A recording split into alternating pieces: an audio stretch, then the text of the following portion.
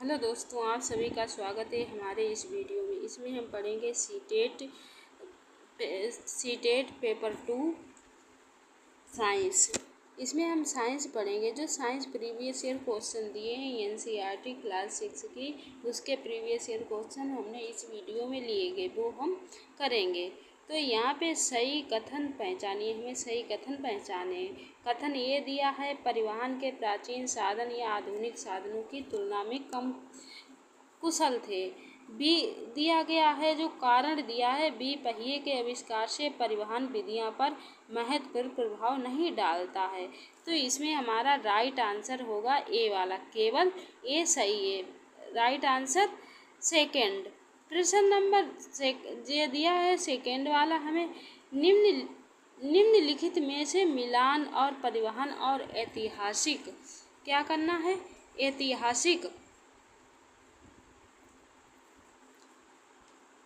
ऐतिहासिक परिवहन के तरीके, उनकी विशेषता के बारे में हमें बताना है। तो इसमें नावें किसमें होती हैं? पानी पर यात्रा कर सकते हैं। नावों से क्या कर सकते हैं? पानी पर यात्रा। सेकेंड हमारा किसमें दिया है? थर्ड में। तो यहाँ पे हम ऐसे ही समझ सकते हैं, जो हमारा थर्ड वाला राइट आंसर होगा। हम आगे भी देख लेते हैं। बैलगाड़ी, जो बैलगाड़ी क्या है, जानवरों की शक्ति के रूप में इस्तेमाल किया जाता है। तो फर्स्ट जो सेकेंड है उसका होगा फर्स्ट। भाप इंजन किसके लिए प्रयोग किए जाते? जो सी वाला है थर्ड। दहन इंजन शामिल थे। और जो हमारा लास्ट दिया है डी, हवाई जहाज अंतर महाद्वीपीय यात्रा को संभव बनाया जाता है। तो इसमें हमारा राइट आंसर रहेगा थर्ड वाला। अब रिक्त स्थान पे भरिए, हमें रिक्त स्थान की पूर्ति करनी है। तो रिक्त स्थान प्रथम बैलगाड़ी रेलगाड़ी द्वारा संचालित थी और लंबी दूरी तक समान लोगों को ले जाने के तरीके से नाटकीय रूप से बदलाव आया है। तो इसमें हमारा राइट आंसर कौन सा होगा? भाप इंजन। इसमें हमारा राइट आंसर होगा फर्स्ट वाला, भाप इंजन। प्रश्न नंबर नेक्स्ट देखते, सही कथन पहचानिए। हमें सही कथन पहचानना है। तो क्या है? आरंभिक नावें लकड़ी के साधारण लट्ठे से हुआ करती थी। जो आरंभिक की नावें कैसी होती हैं? साधारण लट्ठे द्वारा होती हैं। भाप इंजन के पहिए का आविष्कार हुआ। आरंभिक हवाई जहाज क्या है, सैकड़ों यात्रियों को ले जा सकते हैं। और रेलगाड़ी में जल आधारित परिवहन के उपयोग में कम किया जाता है। तो इसमें हमारा राइट आंसर रहेगा फर्स्ट वाला। प्रश्न नंबर नेक्स्ट देखते हैं, सही समुच्चय की पहचान करिए। हमें सही समुच्चय की पहचान करनी है। तो इसमें क्या दिया गया है? ए, नावे माल का परिवहन, मछली पकड़ना, अवकाश। बी दिया है समुच्चय बैलगाड़ी कृषि, छोटी दूरी की यात्रा। सी दिया है भाप इंजन, लंबी दूरी यात्रा, भारी माल परिवहन। डी दिया है हवाई जहाज, तीव्र लंबी दूरी की यात्रा, हवाई महल। वह समुच्चय चुने जो हवाई जहाज के प्राथमिक और उपयोग का सही वर्णन है। तो इसमें हमारा राइट आंसर रहेगा डी वाला। और हमारे कैसे रॉन्ग दिए गए। सही कथन पहचानिए। मापन इकाइयाँ, सही कथन हमें पहचानना है जो मापन की इकाइयाँ हैं। तो इसमें हमारा राइट आंसर कौन सा रहेगा? विभिन्न संस्कृतियाँ मापन और इकाइयों के रूप में शरीर के विभिन्न अंगों का उपयोग करती हैं। सही मापन कैसा होता है? जो विभिन्न इकाइयाँ संस्कृति की मापन इकाइयों के रूप में शरीर के विभिन्न अंगों का उपयोग करती है। प्रश्न नंबर नेक्स्ट दिया है, क्या है? एक्स वाई के साथ रिक्त स्थान मापन तराजू के सामान्य उपयोग से पहले लोग अक्सर मापन के उपयोग में अपने स्वयं के क्या करते? शरीर के अंग का उपयोग करते थे, और जिसे व्यापार करने पर अशुद्धियाँ हो सकती। तो क्या है? पहले के लोग क्या करते थे? अपने शरीर के अंगों से क्या करते? मापन करते थे, जिससे वह व्यापार कर सकें। तो इस व्यापार की अशुद्धियाँ हो सकती हैं। तो इसमें हमारा राइट आंसर रहेगा फर्स्ट वाला। प्रश्न नंबर नेक्स्ट देखते हैं, क्या दिया गया है? कथन तर्क ऐतिहासिक मापन। कथन ये दिया गया है, ए, मापन इकाइयों की कमी के कारण प्राचीन बाजारों में अक्सर विवाद होते हैं। और कारण दिया गया है। प्रत्येक व्यापारी सामान मापने के लिए अपने शरीर के अंगों का उपयोग करता है। ये हम आगे भी पढ़ चुके, तो इसमें हमारा राइट आंसर रहेगा फर्स्ट वाला, ए बी दोनों। क्या है, ये एक ही व्याख्या भी कर रहा है। प्रश्न नंबर नेक्स्ट देख लेते हैं, इसमें क्या दिया गया है हमारा।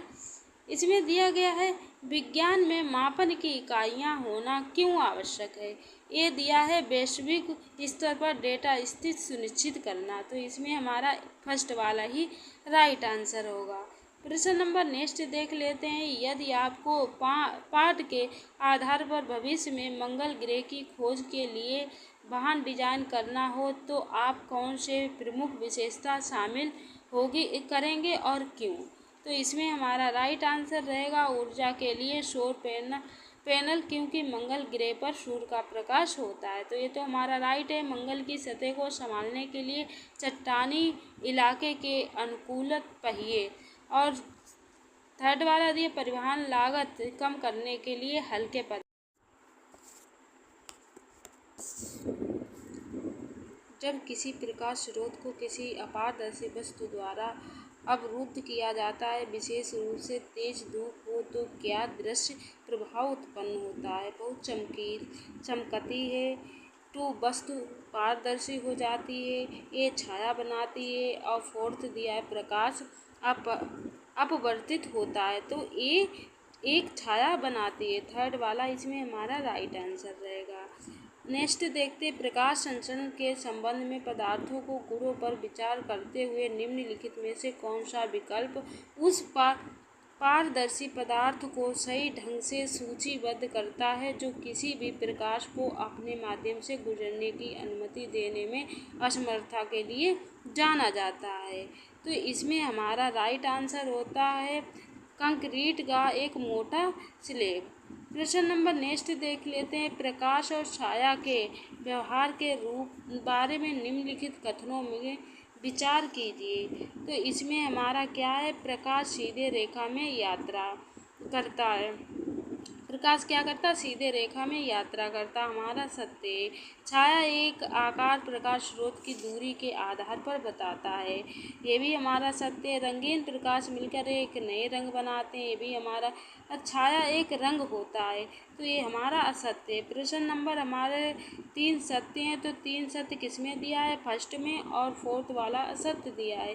तो प्रश्न नंबर इसमें ऑप्शन हमारा फर्स्ट वाला राइट रहेगा। दर्पण से क्या है, प्रकाश परावर्तन का सिद्धांत यह दर्शाता है कि दर्पण आपतित प्रकाश किरणों के पथ को परावर्तित कर सकते हैं, जिससे उसकी दिशा बदल सकती है, जो पारदर्शी और बहुमूर्तदर्शी जैसे उपकरणों के लिए आधारभूत अवधारणा का निर्माण करता है। तो कैसा है, सत्य या असत्य, इसमें तो हमारा राइट आंसर होगा फर्स्ट वाला, सत्य है। नेक्स्ट देख लेते हैं, जब प्रकाश अपने मार्ग में किसी वस्तु से टकराता है तो सामग्री के आधार पर ये तो गुजर सकता है, अवशोषित हो सकता है, वापस परावर्तित हो सकता है, एक क्या हो सकता है, अपारदर्शी हो सकता है। और नेक्स्ट क्या इसमें भरा जाएगा, वस्तु प्रकाश से गुजरने नहीं देती है जब इसका एक प्रकाश क्या होता है, पारदर्शी होता है। तो पारदर्शी हमारा अपारदर्शी और पारदर्शी होगा। वस्तु प्रकाश को अधिकांश प्रकाश को गुजरने देती और एक परिभाषी वस्तु द्वारा कुछ गुजरने देती है, लेकिन पूरा तरह से नहीं। तो क्या होगा, पहले हमारा फर्स्ट स्पेस में भरा जाएगा अपारदर्शी, और सेकेंड में पारदर्शी, और थर्ड में पारभाषी भरा जाएगा। तो इसमें हमारा फर्स्ट वाला राइट आंसर रहेगा। ये हमारा दिया है, वस्तु का उसके सही वर्गीकरण से मिलान करें। स्तंभ में वस्तु दिया है, धुआं, कोहरा, दर्पण और लाल लोहे का टुकड़ा। तो इसमें हमें क्या है, धुआं कैसा है, धुआं पारभाषी। तो पारभाषी किसमें दिया गया है, हमारा पारभाषी इसमें दिया। तो इसमें धुआं हमारा दिया गया है पारभाषी, धुआं हमारा कैसा दिया है, पारभाषी। और दिया गया क्या है, हमारे कोहरा कैसा है, कोहरा हमारा पारभाषी है। और दिया गया है हमारा दर्पण। दर्पण कैसा है? परावर्तक है। दर्पण कैसा है? परावर्तक। इसमें हमारा परावर्तक होगा। और क्या दिया गया? लाल लोहे का टुकड़ा। लोहे का टुकड़ा कैसा होता है? दीप्त होता है। तो इसमें हमारा राइट आंसर होगा फोर्थ वाला। प्रश्न नंबर नेक्स्ट देख लेते हैं। इसमें दिया गया है हमारा अभिकथन दिया, छाया का निर्माण। क्या है? छाया का निर्माण प्रकाश के सरल रेखीय संचरण का उत्कृष्ट प्रदर्शन है। आज दिया है, छाया इसीलिए उत्पन्न होती है क्योंकि प्रकाश सीधी रेखा में चलता है और जब कोई अपारदर्शी वस्तु उसे रोकती है तो वह अवरुद्ध प्रकाश अंधकार एक क्षेत्र बनाता है जिसे छाया के रूप में जाना जाता है। तो इसमें हमारा ए वाला सत्य होगा। ए बी दोनों सत्य हैं और व्याख्या भी एक ही आर कर रहा है। तो प्रश्न नंबर नेक्स्ट देख लेते हैं। क्या है? निम्नलिखित में से विस्तृत परिदृश्य पर विचार करें और उसके बाद आने वाले प्रश्न का उत्तर दें। प्रकाश से जुड़े एक विज्ञान प्रयोग के दौरान एक छात्र कक्षा में विभिन्न सतहों को और प्रकाश की किरणों को प्रत्यावर्तित करने के लिए दर्पण का उपयोग करता है। प्रयोग स्पष्ट रूप से दर्शाता है कि दर्पण आने वाली प्रकाश किरणें किसी दिशा को लक्षित क्षेत्रों में प्रभावी ढंग से बदल सकती हैं। ये प्रयोग प्रकाश परावर्तक सतहों के संबंध में कौन सा वैज्ञानिक सिद्धांत प्रदर्शित करता है? तो क्या है? परावर्तन। फोर्थ वाला हमारा राइट आंसर होगा। सूर्य ग्रहण के दौरान उपयोग किए जाने वाले सूची छिद्र कैमरे पर विचार करें। ग्रहण के बढ़ने के साथ सूर्य की सूची छिद्र प्रतिबिंब में देखे गए परावर्तन का वर्णन करें और बताएं कि वह एक परावर्तन क्यों है। तो इसमें हमारा राइट आंसर होगा सेकेंड वाला। सूर्य के प्रतिबिंब का कुछ भाग धीरे धीरे काला हो जाता है। नेक्स्ट देखते हैं। उस वस्तु का चयन करें जो पूर्णतः पारदर्शी है। कौन सी उस वस्तु का चयन करें जो पूर्णतः कैसी है? तो दीवार, कार्डबोर्ड और शीट, जलती हुई मशाल। नेक्स्ट देखते हैं। क्या है? निम्नलिखित में ऐसी कौन सी सामग्री विद्युत की सुचालक है? तो कौन सी है? तांबा और एल्यूमीनियम। इसमें हमारा राइट आंसर होगा थर्ड वाला। प्रश्न नंबर नेक्स्ट देखते हैं। निम्नलिखित में कौन सा कथन किसकी चालक की प्रतिरोध के बारे में सत्य है? तो तापमान में वृद्धि के साथ प्रतिरोध कम हो जाता है। बी, प्रतिरोध चालक की लंबाई के समानुपाती होता है। सी, प्रतिरोध चालक के अनुप्रस्थ काट क्षेत्र के वृत्तक्रमानुपाती होता है। तो इसमें ताप में वृद्धि के साथ प्रतिरोध कम हो जाता है, ये तो हमारा गलत दिया है। तो बी और सी हमारा किस में दिया है? सेकेंड में हमारा राइट आंसर होगा। नेक्स्ट देख लेते हैं। ताप दीप्त बल्बों के फिलामेंट में टंगस्टन का उपयोग करने का प्राथमिक कारण है। इसका गलनांक उच्च होता है। ये बिजली का सुचालक होता है। ये सस्ता और आसानी से उपलब्ध होता है। ये आसानी से ऑक्सीकरण नहीं करता। तो इसमें हमारा राइट आंसर होगा फर्स्ट वाला। इसका गलनांक उच्च होता है।